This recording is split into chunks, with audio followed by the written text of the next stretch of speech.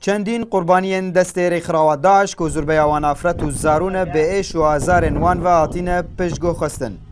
Jinek jî behsa barê xwe yê deronî dike û dibêje sê kiç û bab û xuşkeka min di destê Daişê dane.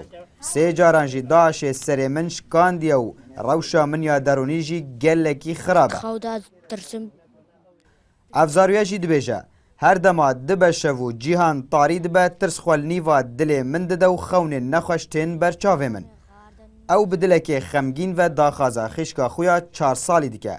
Gotniha da di destê Daişê de ye. Em ketine destê wan de û em tirsan heta niha em dixew de tirsin caran em radibin heta niha xwişka min destê wan de bêriya wan dikin em biçîkin û tibî weş bûn heta niha yek nehate ne yek têba me û ne çareseriyekê bo me dikin. Ez gelekê namirtehim û serê min tîşe û bi eşlîdana wan tizanî paşiya serê ve hev qasê dirandin بقون تغار شاشة رابونم وبسجى سليم شكينا سليم قال لك ناي باشا كاشكي هالسالي ونه سالي بداري زوري زواجي بيبك زاروا 4 سالي بقنا و 4 وصل الشباب كل بيشافي زلمه بقنا بس جبركو كاركي برلايا نيرك خستيا Çalakvanek jî etûyê bawariyê de ye frêkxirawên kar dikin di vî bawarî de karekê beralaya û dibêje. Heya niha çi programên taybet ji boî zaroyan jî nebûyne. Nivîsîngeha karûbarên revandiyan Ledog jî dibêje weke pêdivî kar ji boî van qurbaniyan nehatiye kirin. Petiriya xelkê wan û kes û kariyan tan hojî hêşta destê Daeş dene ya rizgar betiyan xuşke yan zarokêrên destî de yan babê yan birayê gorên komal da hatiye kuştin yan jî yê bêserûşîna.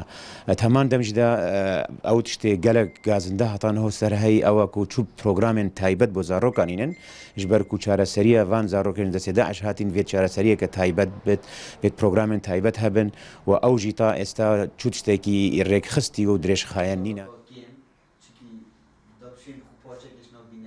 چارەسەریا وان یا دەرونیان یا جستەی وەکو پێتیڤاکردی نەخێر بەلێ ما گەلک چتوێ هاتیەکردن بڕا بەلێ وەکو پێتیوی نەهاتیەکردنا لەو مال هێرا ئەم داخوازش هەموو ڕێکخراوێت NGOتکەین ڕێکخراوێت یۆنێتگەین توان مؤسساتی دیک و ئەوێت تایبەت بڤی شۆلیڤە کو هاریکاریا مەبێتەکردن و داکو ئەف کەس و کارێت ما ئەوێت دەستێت تێروسا دەرکەفتین و بێنە چارەسەرکردن.